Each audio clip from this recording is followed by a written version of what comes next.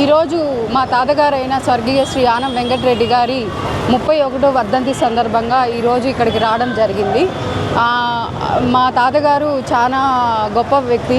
ఆయన నెల్లూరు జిల్లా అభివృద్ధి కోసం ఎన్నో సేవలు చేశారు.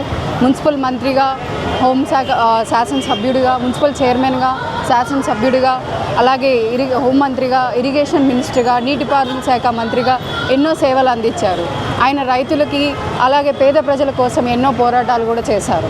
ఈరోజు ఆ గొప్ప వ్యక్తి గురించి ఈరోజు స్మరించుకోవడం అనేది నాకు చాలా సంతోషంగా ఉంది.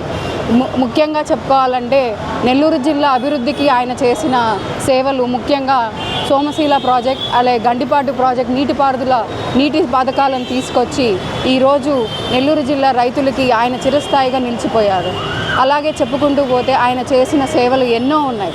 ఆయన చివరి రోజుల్లో ప్రజాసేవకు అలాగే ఆధ్యాత్మికకు ఆయన చేసిన ఆలోచనలు ఎంతో మంచివి.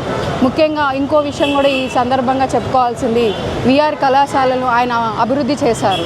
పేద ప్రజల కోసం, బలహీన ప్రజల కోసం, వాళ్ళ విద్యార్థులు రాబోయే రోజుల్లో ఇంకా మంచిగా చదువుకోవాలని ఆయన వేసిన విద్యా ఆలోచన ఈరోజు దాన్ని ఒక చిన్న మొక్కగా వేసిన తర్వాత అది వృక్షంగా మారి ఈరోజు ఎంతోమంది అక్కడ చదువుకుంటున్నారు.